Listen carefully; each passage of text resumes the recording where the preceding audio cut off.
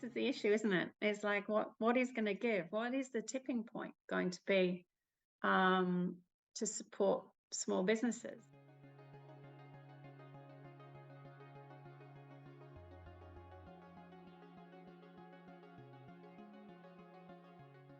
Welcome to Talking About Thinking the Unthinkable, our latest leadership conversation and podcast. I'm Nick Gowing, founder and director of the Thinking the Unthinkable project.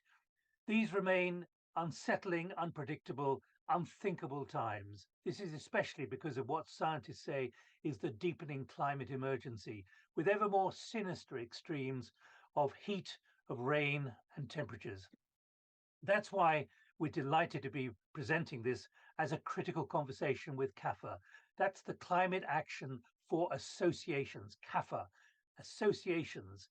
CAFA is working to harness the collective power of trade and professional associations to address the climate emergency and accelerate towards a net zero sustainable world. The challenge is enormous. Every economy globally relies on huge numbers of SMEs, small and medium-sized enterprises. Here in the UK, there are 5.5 million. They make up 99% of private sector businesses. Well, CAFA knows how the climate pressures on them must be addressed, but everything is going far too slowly. Most SMEs are struggling to understand the scale of what they face and the implications in literally the next few months. So joining me for this critical conversation is Ali Heppenstall, founder and executive director of CAFA, the Climate Action for Associations. Ali, welcome. In these 15 minutes, let's drive for the realities and the positives. What do these enormous numbers of SMEs face at the moment? Thanks, Nick. Always a pleasure to speak to you, and really looking forward to these series of critical conversations that we'll be having over the next few months. What does it mean? I mean, it's such a massive challenge, isn't it? As you've said, more than 90% of UK private business, and those figures are reflected internationally, by the way, are SMEs, and the majority of those are between 0 and 10 employees. So we're talking about a scale of micro small businesses who actually haven't started to take any sense of proactive, science-based net zero climate action yet. Actually use the word alarming. Alarming. It is alarming. There's a huge opportunity there as well. There's a lot of rhetoric which is shock-based, and there's a lot of shock tactics. And we also know there's a lot of reversing of commitments at a government level at the moment as well, which is, and I know we're going to get onto this in our conversation, which causes uncertainty and small businesses to wobble, because one of the barriers to small businesses to implement green technologies or invest in the changes that they need to make is obviously around incentivization and legislation. So where is the demand coming from? And with the politico and geo sensitivities, small businesses just don't know whether government might change its mind every 5 minutes. So there's a real reluctance for small businesses to invest. So where we come at it, so Climate Action for Associations, so we represent and we act on behalf of membership organizations, and many of them have small businesses as part of their membership. And what we're doing is we're trying to help the membership bodies provide the support that they know that their small business members, so the individuals running small businesses across the UK, are typically part of a trades association or a professional body of some sort. So are they in denial about what's going on, or are they just overwhelmed by what the reality they now face? There's not denial, Nick. It's just more overwhelmed around not knowing what to do about it. So if you just think about, there is very, very little going into sort of the skills requirement. So there's the blockers for small businesses to really accelerate net zero position, set targets, and do everything that they can in order to reach the goals that we know that exist. Are skills. So skills, lack of skills, lack of know-how. In finance, not being able to tap into finance, and the assumption that actually their overall cost of change might be outweighed by the opportunity. So that's the other challenge. And the other one is around the conflicting pressures that small business face just generally. So where do they prioritize taking proactive climate action and introducing and implementing the measures at the core of their business, which we all know it needs to be. And all of these different measures are just overwhelming for small businesses. So what they and this is, I guess, where CAFA, again, comes into play, is that membership organizations need to be providing the support that their small business members need in order to be able to tackle the climate emergency.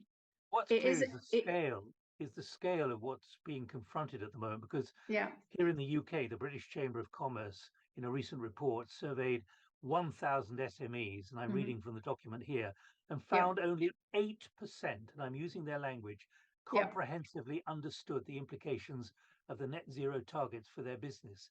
That means 92%, 9 out of 10 SMEs simply do not understand. Yeah, and exactly. And I think they don't understand, but they also don't understand because they've probably not actually accurately measured the emissions that currently relate to their business operations or processes. So until those organizations are in a position where they can start measuring their emissions accurately in a science-based, credible way, and where they fit in relation to the supply chain, which is enormous. And let's face it, the supply chain doesn't, every small business is part of somebody else's supply chain. So when you're starting to look at what your emissions are, or what your supply chain's emissions are, it becomes really daunting. And maybe that's where a little bit of denial or burying the head in the sand comes into play, because those supply chains are obviously very dependent on other organizations and their emissions. So from our perspective, that percentage it's not that small businesses aren't doing things. They are. They're looking at their energy, their LED lighting, introducing recycling, waste. They've got that eye on all of these elements. But when it actually comes to factual, credible, science-based, net zero emissions measurement, calculation, reporting, and let's face it, the need for all organizations to be really transparent and clear with their emissions reporting into the future, the pressure is just going to increase around that. Small businesses definitely aren't going to be ready for that unless they start measuring those emissions right now. So I think the overwhelming thing comes from the scope 3 emissions, without getting too technical, but that all depends on connecting in, communicating with, and taking real proactive personal leadership around and engaging with suppliers and supply chain. Sorry, Nick. How do you persuade those at the top of companies, whether they're 10 people, 50 people, 100 people, that they've really got to do something? They've got to do it fast, because again, more statistics here. The lowest awareness among smallest companies with less than 50 staff. 19% of smaller companies had developed a plan for reaching the target, compared to 36% of larger ones. Overall, 60% of those surveyed by the British Chambers of Commerce said they had no intention of reaching net zero, did not believe it was possible for their organization, or did not know what it involves. That's an extraordinary challenge from the bottom up for self-education and reskilling. Yeah, that's more than 5 million SMEs, Nick. In the UK alone. Yeah, because those figures are slightly skewed in that bigger business only represents 1%, and then you've got your sort of large size of your SMEs, which are only a few 100,000 in the UK. It's the UK economy is pretty much propped up on these micro and small businesses who are feeling just like that So you ask, I think overarching, I think there is the opportunity for small businesses to put action in place. And at the moment, they're not seeing the cost benefit of taking proactive, firm, science-based and implementing those strategies that they need to. And the reason why, okay, let's unpack it again. The reasons why they're not doing that is because they don't know how. Conflicting priorities, assumption that it's going to be too expensive. They're definitely not getting the incentives from government that they need, and the skills and know-how isn't there. Again, I mean, coming back to the British Chambers. I mean, again, quoting just to back up what you're saying there, Ali. Mm-hmm. Many smaller firms feel lost Mm-hmm. in a fog of conflicting information and reluctance to invest in new technologies when they fear they will bet on the wrong horse. In other words, buy the wrong technology, spend their hard-earned money to do something which even the government won't back or will change its policy. Exactly. Yeah, changing their mind every 5 minutes. And no wonder small businesses are cautious and risk-averse in that respect, particularly when, let's face it, there are so many other things that small businesses need to be investing in at a time of the economic certainty that we're in. So what's going to give? This is the issue, isn't it? It's like what is going to give? What is the tipping point going to be to support small businesses? And I don't think it's not looking like a huge amount of support's going to come rolling out of government anytime soon. And small businesses aren't necessarily going to overnight just change their behavior and leadership. So for us, the role of the membership sector and why climate action for associations exists is those bodies sit in the middle of government and small business a lot of the time. So where's the pro-climate action policies that membership organizations can put in place to help their small businesses members and to also advocate and lobby and do the right thing on behalf of the membership they represent? And we've got a lot of work going on in this area. And I'm very proud to say that we've increasing the amount of support that we're giving direct to small businesses through not just CAFA's own members, but directly to small businesses as well. Being a small business ourselves, we can truly understand the pain points and the pressure points that these organizations are facing. So how can you reassure them? Because there's a convergence between your work at CAFA and our Thinking the Unthinkable work. Mm-hmm. And it's really quite vivid because the unthinkable that needs to be thought about, it is a business priority and imperative, but the conditions are not there to reassure those who've got money to invest or money to survive that it is an imperative. They hope that they can somehow keep shifting it, kicking the can down the road. How can you at CAFA help them be reassured and reassure them that their money can be well spent and actually there's business and a new opportunity to be made from this?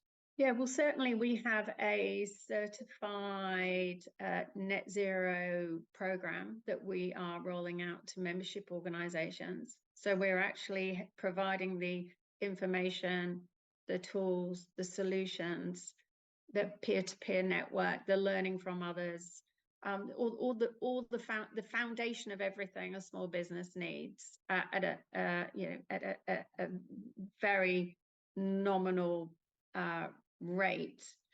And we're working with them to understand what those challenges are and to practically address them. For us, the moment's gone to theorize and to talk. I mean, obviously, strategy is really important, and having a net zero strategy at the heart of business is there is no strategy without net zero strategy now. We heard that at Reset Connect and Innovation Forum during London Climate Action Week earlier this year. It's all part of the same now. It's just trying to embed that into the leadership of small businesses and the employees that they that within their teams, and then also how that cascades throughout their supply chain. Again, membership organization. If you're a small business and you're part of a membership organization, like the British Chambers of Commerce, like the FSB, it could be a trade association in your specific sector, etc. Go to them for the support that you need. Come to CAFA for the small business support that we're offering. We will help you measure your baseline and help you put a solid action plan in place. That is our job. It's really important. And you mentioned other conversations, and what we hope to have in this series is discussions with chief executives, managing directors, those who are running their firms, to say how they're doing it, to encourage, to inspire as well. But what about the reality that actually many of the people we're talking about, certainly in the UK, say 5 million, they don't go to conferences. They're not aware of. They're not reading stuff about sustainability all the time. For them, it's a far off island of concern. But actually, do they realize? Do they need to realize? How can they realize the speed and the urgency of this now? Yeah, I mean, it's so obvious to us, Nick, because we swim in the ecosystem that is climate net zero. It's everything that we say and do and breathe, isn't it, these days? Let's face it. But for these SMEs whose day-to-day is manufacturing or providing products and services, and it's all about their livelihoods and the people that they employs livelihoods, where is it on their radar? And it's clear that they all, just from the research and the statistics, at least we're not battling the lack of awareness that actually there is a crisis anymore. I think there is an acknowledgement that there is a climate emergency, and with very devastating effects, just the weather and the impacts that it's having on the world and people and society just over the last week or so. It's just so apparent. But how does that connect into small businesses everyday thinking? There's a real disconnect there, even though people can see it and they understand it and it's there. So what makes it real? What will give the small businesses the opportunity and the only way that they can really start to implement and take proactive climate leadership is by having a really simple way of calculating their emissions and being able to report on that. And then ultimately, because they will need to be, there will eventually, in the non too distant future, be mandatory reporting. And businesses, including small businesses, if you are part of a supply chain, there will be the requirement for them to evidence net zero strategies and targets in their procurements, their bids and their tenders. So the real motivation must be around them being a better business. How can you be a better business? How can you be a more sustainable business? How can you win more work? How can you generate more money? It becomes part of the same conversation, and we have the support in place to be able to do that.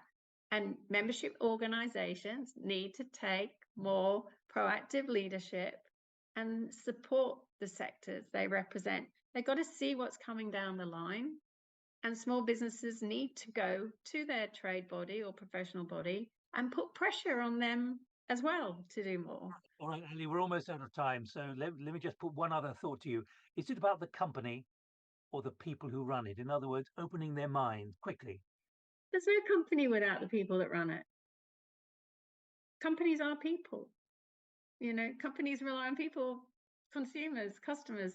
There is no, it's all about the people. It's all around leadership, isn't it, Nick? It's all around having the right skills in place, having the right leadership in place, having the right strategy in place, having the right processes and systems in place, having the right relationships. And ultimately, climate action is, at the moment, in any rate, all about behavior change, changing mindset, changing behavior, changing philosophies, and people, and in particular, I'm just thinking around climate policy and the need for a real advocacy on behalf of small businesses to take place. And again, membership organizations are firmly placed to do that. all CAFA is about, to inspire and to also reassure as well. So Ali, thank you very much indeed. Thank you. Thank you to CAFA for this call to action. A transcript, by the way, is posted on both our websites, and do please join us to have when we have our next conversation about unthinkables and climate action and the action that's needed. From Ali and from me, Nick Gowing, until the next time, keep thinking unthinkables. More than ever, it's both possible and, my goodness, it's necessary. Time's running out. Bye-bye.